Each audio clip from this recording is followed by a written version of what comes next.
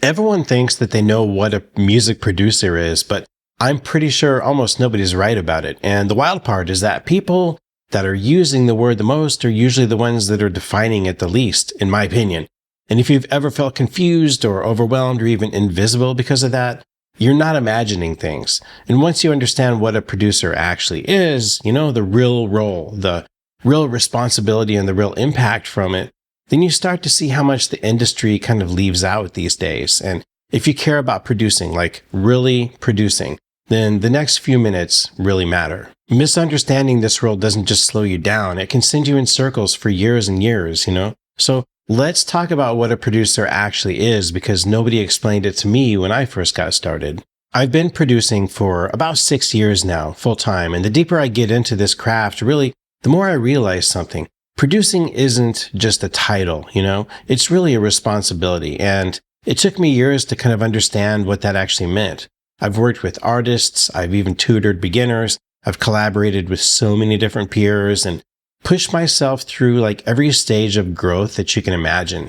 And even after all of that, I still feel like a student. I'm still learning, I'm still refining. I'm still trying to understand what the role really is beneath all that noise. And I'm not making this video because I'm above anyone. Not at all. I'm making it from experience, but also from mistakes, from curiosity and from a genuine desire to get better myself and also to help other people get better too. So if you're a beat maker that wants to level up, or maybe an artist that wants to understand more about the person that's shaping your sound, or even a beginner who feels overwhelmed, or maybe you're a producer who just feels a little bit invisible because the title has stretched so thin that it barely even means anything anymore, well, then you're exactly who I'm talking to here. And honestly, I'm also making this just for myself, selfishly. Every time I articulate what the craft really is, I sharpen my own understanding of it. And this is part of my own growth process. Like I mentioned, somewhere along the way, the word producer kind of slipped out of its original meaning and it started drifting, right? And it's not because anyone ruined it on purpose, nothing like that. But instead, it's because the tools got easier and the platforms got way louder and everyone started using the same word to describe completely different things. A beat maker uploads a loop, well, producer. And maybe an artist records themselves for the first time, producer. Maybe a kid drags samples into a DAW, producer. A session leader shapes an entire record, right? That's also a producer. And when one word gets stretched across so many different identities, it stops pointing toward anything real, right? Take the word awesome as an example, right? A simple word. Originally, it literally meant that something was like awe-inspiring and majestic and totally overwhelming. The word started losing its original meaning at some point, in the 20th century. And I'm going to say by the 1980s, it was just fully diluted into a casual compliment or maybe an exclamation that some people would use, At first, the word was really heavy and sacred and definitely not used to describe something like a sandwich or whatever marketing is thinking of. And, there was like this skater culture in the 1980s. They started using that word to mean so many different things and the movie industry caught on. Well, at this point, the original meaning is basically totally gone. And it's happening the same way with the word producer, if you think about it. The original meaning is sort of gone now. People didn't start calling themselves producers because they were trying to lie. Nothing like that. They did it because they were trying to belong, really. Because the title became a shortcut to legitimacy. It's like a way to say, I matter in this space, even if they weren't sure what the role actually meant. And I get it. I've done that with certain things in my life, There's something I realized, though, early on, and that's helped me to make sense of this role. And when I started studying the great producers, I really noticed something that stayed with me at that point. The producer is actually like the unseen member of the band. It's not the person in the spotlight. It's not the person chasing credit all the time. It's really the person shaping the entire experience of the record and quietly and intentionally doing it with a total commitment to the artist's truth. And the funny thing is, the first time I ever encountered that idea that the producer is like this unseen band member, I didn't even know what I was looking at. Okay, when I was a teenager in the 1980s, I was a drummer and I was totally obsessed with rock music. I loved it, loved the energy in it. And I'll never forget the first time that I heard the album 1984 by Van Halen. The sound was unreal, the energy, the balance, the clarity. holy cow, I mean, it just felt larger than life. And every time I slid that CD into the player, I saw this little thing printed on the disc, and it said, produced by Ted Templeman. And I had no idea what that meant back then, but the name stuck with me. It was like a quiet imprint. Even years later, when I started getting into production, that name came back to me, and I started to research him and like his approach and his influence, right? And that was one of the first times I really began to even understand what a producer actually is. It's somebody who shapes the entire experience of a record. And even if you never see their face, you definitely feel it. So if the word producer has drifted this far, then what should it actually mean today? Well, a producer definitely is not defined by the tools that they use or the genre that they work in or the number of beats that they've uploaded, right? Actually, I'm going to say a producer is defined by their responsibility. A producer is the person who takes a raw idea, like a melody or a lyric or a spark or a feeling even, and they help shape it into a finished, intentional, emotionally coherent piece of music. And it's not by doing everything themselves. In fact, it's often not, but it's really by making sure that everything gets done in service of that song or that album. So does that jive with your vision for what a producer actually is? I mean, I think a producer is like an architect of a finished album, the one who sees the whole picture when everyone else is kind of focused on their individual piece of it. The producer guides the artist and shapes the sound and solves the problems, and they make decisions and they hold the vision, basically from the very first idea to the very final bounce. And here's something else to consider. That responsibility has a big weight to it, You're not just shaping sound, you're shaping meaning, You're holding someone's story in your hands and you're navigating their fear, their doubt, their excitement, and their identity. You're the one who has to stay steady in the room when things get uncertain. You're the one who has to hear the truth inside of the noise, even when the artist can't even articulate it yet. Sometimes that means making a beat. Sometimes that means arranging a song. Sometimes that just means coaching a vocal performance. It could even mean just bringing in all the right collaborators for a project. Sometimes that means stepping back and letting someone else shine, right? But it always means this one thing, which is the producer is responsible for shaping the emotional truth of the album or the song. And producing isn't just about control, really. It's more about stewardship, It's about shaping something that's bigger than yourself. And if you want a timeless example of what a real producer does, then actually go to the world of art and look at Michelangelo's David, right? He wasn't trying to be current. He was trying to be true. I mean, he looked at a block of marble and he just removed everything that wasn't the essence of the figure inside of it. And that's producing. So George Martin did it with the Beatles, and Quincy Jones did it with Michael Jackson, and Rick Rubin, he does that with pretty much almost everyone that he works with. Different methods, same responsibility, which is reveal the truth inside the material. And if you want to see how differently producers can reveal that truth, then take a look at how Quincy Jones and Rick Rubin approach vocal production, for example. I mean, Quincy Jones notoriously pushed Michael Jackson through like 91 takes of the song Billie Jean. It wasn't for perfection. Actually, it was really for intensity. He shaped phrasing and breath and urgency, and he engineered the emotional arc of the performance. You can hear it. I'll put a link in the description.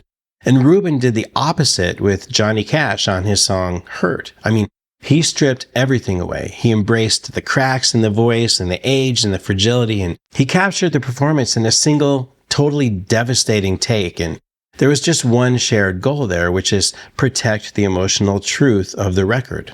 So once you understand the weight of that lineage, the next question becomes like, how do you actually become a producer? Well, producing isn't just one skill, that's for sure. It's not even 5 skills. Really, it's an entire ecosystem of abilities that work together to shape a record from start to finish. And another thing to consider is there's really never going to be like a complete producer.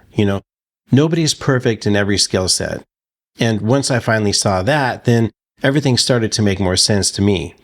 My growth stopped feeling so random, and my sessions stopped feeling so chaotic, and I could finally see where I was strong and where I was weak, honestly, and what I needed to work on next. So I've determined there's 12 core skills that every producer grows through at some point, and each one changes the way that you hear and shape music.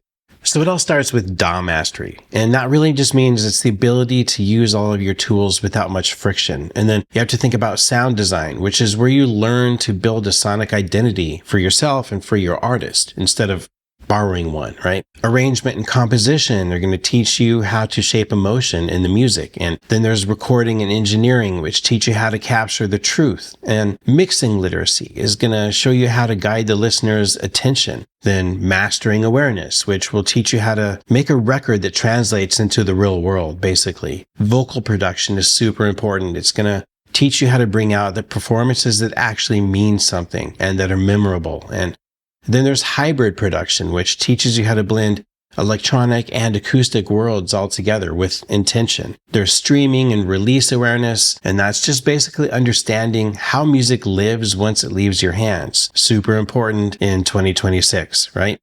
And then there's collaboration and session psychology. That's all part of it too. You have to understand how people work and how they work together. So finishing and creative discipline must be steps too. Such as understanding how you yourself work. And finally, artist identity and development is super important too, which just means you're helping someone discover the world that their music really belongs to. So those 12 skills really form the architecture of the craft, in my opinion. It's not a checklist, but more like a landscape, if you think of it that way. And right around the time I started understanding this map, I hit a crossroads in my own journey. When I started getting way more confident as a mixing engineer and a producer, somewhere around 2023 timeframe, I began noticing all these beat makers out there calling themselves producers, and they were just cranking out these ultra simple electronic beats and uploading them in bulk and trying to sell them, basically. And it definitely felt to me like quantity over quality, and I just remember thinking, I could easily do this instead of focusing on all these massive albums and projects that I was working on. Hey, I could probably make some money too to help support my business if I did that. And so for about a millisecond, I tried it, I made a few beats. I'm a drummer at heart anyway. And, but instantly I knew I wasn't pursuing what I was most passionate about. And it's nothing against beat makers. I'm not doing that because I agree some of their work is really outstanding too, but I just wasn't trying to be a part of that world personally. I was aspiring to be more like my own influences, like Ted Templeman and Brian Eno and Rick Rubin, people who shaped entire records and not just loops. So I quickly stopped. I walked away from that potential money and went back into what was actually driving me spiritually, right? And I'm glad I did because even though beats could have been a quick income stream for me, it really would have cheapened the craft also. It would have defined me as the kind of producer that I'm not. Now, 6 years ago, after decades as a musician, I also realized something that I didn't expect. I wasn't just passionate about performing. I was really obsessed with mixing and mastering and creating artwork and collaborating with a lot of other artists. And I loved shaping the final form of a song much more than being the one on the stage, In fact, I don't even like being in a spotlight. And at first, I thought that meant I needed to start a record label, to support other artists. And I didn't even know what that really involved at the time. I just knew I wanted to create music for myself and for others and on my own schedule and based on my own taste, But the deeper I got into it, the more I realized I really wasn't interested in running a record label at all. I wasn't interested in advances or contracts or logistics, none of that stuff. I was really just interested in the craft, Now, there's always been things that I loved, like mixing, composition, collaboration, those types of things. But there's also things that I've hated all along, like being a traditional studio engineer and miking drums and guitar amps for perfection, And it took me years to understand that really isn't a failure at all. It's just kind of clarity about me. And now, 6 years into this production journey, I'm kind of beginning to understand what being a producer really means, And the more I leaned into that, the more I realized something else. I'm still learning, right? I'm still refining my own skills and I'm still growing through these 12 skills just like everyone else is. And that's why I'm making this video. It's not because I've arrived at all. It's really just because I'm on this journey and I want to share the map with you. So before we wrap up, I want to leave you with the part that no one ever talks about, which is the inner work, beneath all these technical skills.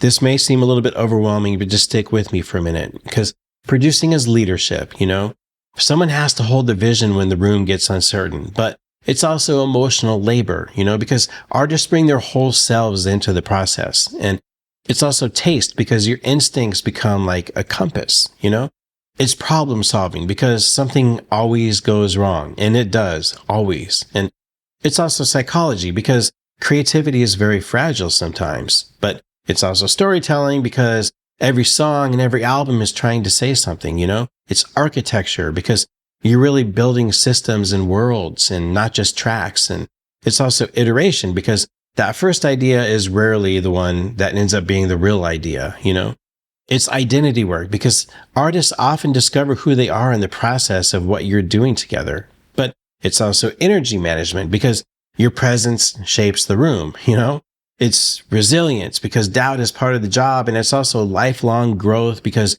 you never really arrive. You just keep learning how to listen more deeply. So if you're still here, it's because you care about the craft, and that alone already puts you in the lineage of real producers as far as I'm concerned, You're not just learning how to produce, you're learning how to listen and how to lead and how to shape meaning. And that's the part that nobody tells you, the part that makes this role worth growing into. You don't become a producer by mastering every single skill.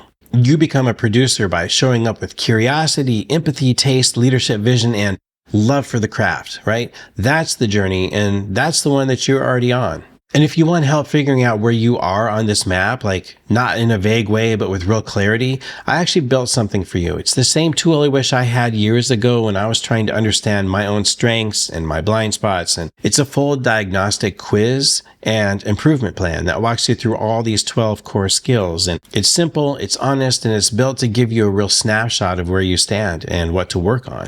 You score each skill using 3 simple statements. Things like, I can navigate my DAW quickly without stopping the creative flow, or I can build arrangements that evolve and maintain listener interest. And then you just total the numbers and drop them into a profile that shows your strengths and solid skills and also the growth areas. And as the guide says, after you score all those 12 skills, you list them, top strengths, solid skills, and growth areas. And this becomes the foundation for your own improvement plan. And that's exactly what it does. It gives you a foundation, a direction, a way to grow with intention instead of guessing. And it also gives you plenty of resources, and they're all free and they're all geared to help you in areas where you want to improve. So I'm making the full quiz and resource guide available on my website, and I'll link that in the description for you. It's super easy. Use it after this video. Why not? Take 10 minutes, answer honestly, and you're going to walk away with a much more clear picture of your producer identity, than most people get in their first 5 years of this business. Since you care about this craft, it's going to help you grow in the right direction. And if you're already on the path, then just keep going. You're closer than you think. I'm Kevin from Innovaniac Music. We help indie artists produce amazing music and then show them how to build their own audience. Until the next video, dream big and create boldly. 100 miles per hour on that see-through. All I ever had is to be true. More like Swiss cheese when I approach these words. They got holes in them, so deep you can fill them up and swim in them. Not advisable, I would try it though. Walk with a cane on a rainy day. Big teeth out, that's a smiley face. Lights on, lights off, I'ma make it happen. Wax on, wax